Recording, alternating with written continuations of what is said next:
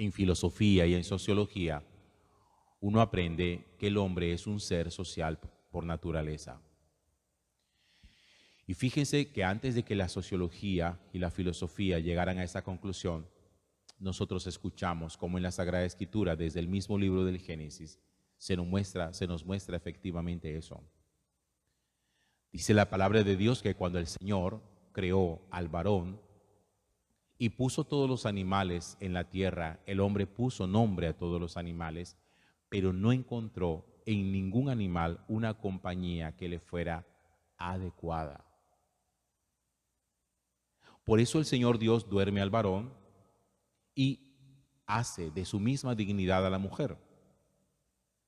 Cuando el varón ve a la mujer, dice, esta sí es una compañía adecuada, esta es carne de mi carne y hueso de mis huesos. Ese relato bíblico tiene escondido en sí ese concepto que después vino a descubrir la sociología de que el hombre es un ser social por naturaleza. Que los seres humanos no somos islas, que nosotros nos necesitamos y que realmente la única manera que tenemos para poder construirnos es en la interrelación. No hay construcción humana si no hay construcción dentro de la sociedad, si no hay relación social. Ningún ser humano se desarrolla, crece o madura en relación con los animales, sino en relación con los otros seres humanos.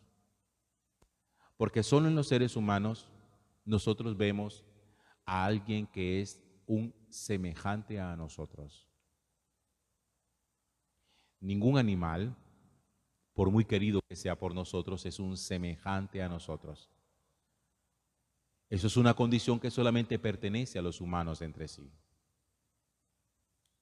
Si nosotros somos seres sociales, y si nosotros nos construimos en la interrelación, ¿qué pasa cuando uno se deslinda, se separa o quiere anular esa verdad? Cuando los seres humanos no le importan, cuando uno se encierra en sí mismo o cuando uno reemplaza a los humanos por animales y hace de los animales una compañía perfecta, como a muchas personas les gusta hoy. No quieren nada con otros seres humanos. Han tratado de hacer de los animales compañía perfecta. Cuando esas cosas pasan, nosotros anulamos nuestra propia posibilidad de desarrollo y de crecimiento. Pero no solamente eso, sino que también quitamos a los demás la posibilidad del enriquecimiento humano que puede darse a través del contacto. Miren, hay gente que ve las diferencias como una limitación y por eso hay muchas personas que están empecinadas en anular todas las diferencias humanas y pretenden, en un mal concepto de igualdad, hacer de todos los humanos iguales desde todo punto de vista, que eso es un mal concepto de igualdad. Y cuando uno quiere anular las diferencias que existen, quita la posibilidad del enriquecimiento, porque es justamente en las diferencias donde nosotros nos damos cuenta de que podemos llegar a ser mejores. Las diferencias en el color de la piel, las diferencias en nuestra forma de ser, las diferencias culturales, todo eso enriquece la vida. Muchos de ustedes han viajado muchísimo y se han dado cuenta, por ejemplo, que en asuntos gastronómicos la gente come distinto a como comemos nosotros en Colombia y como comemos en la costa. Y es bueno siempre darnos cuenta que hay formas distintas de comer y de preparar los alimentos. Todo eso nos ha enriquecido a nosotros. Nosotros no podríamos pretender ir a cualquier lugar del mundo y que todo el mundo coma arepa de huevo o arroz con coco. Eso empobrecería nuestro crecimiento humano. Por eso el Señor Dios hoy, en la profecía de Ezequiel, en el capítulo 34,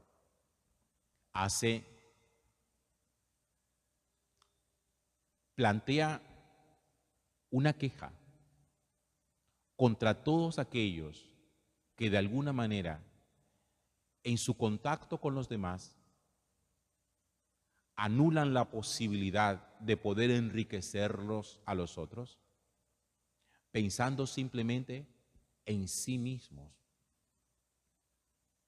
Ha hecho carrera una mentalidad y una frase, no sé cuántos de ustedes la habrán repetido ya, y es que yo no voy a ponerme a pensar en los demás, voy a pensar en mí mismo. Voy a vivir para mí mismo. Me voy a preocupar por mí mismo. A la gente le gusta hoy muchísimo esa frase. Y esa frase es antibíblica. Y esa frase va en contra del Evangelio, va en contra de la Sagrada Escritura. Porque ¿cuál es la queja de Dios? Aquellos que en vez de pastorear, aquellos que en vez de estar en contacto, enriqueciendo y cuidando al otro, lo único que les interesa es exclusivamente, y subrayo exclusivamente, el autocuidado. Y subrayo exclusivamente porque no es que esté mal el autocuidado, hay que ejercitarlo. Lo malo está cuando uno, los demás no le importan, solo me importo yo, y lo único que necesito cuidarme es a mí mismo y que cada quien se defienda como pueda. La queja el Señor la hace en principio de los pastores, ahí me incluyo. Pero también es una queja contra los papás, que son pastores de su casa, contra los empresarios, que son pastores de su empresa, contra los maestros, que son pastores de su colegio, a todos aquellos que de alguna manera tenemos responsabilidades con las demás personas, pero a uno no le interesa. El maestro solo se pastorea a sí mismo y lo único que le interesa es su salario. El sacerdote que no pastorea a su comunidad y lo único que le interesa es a él mismo.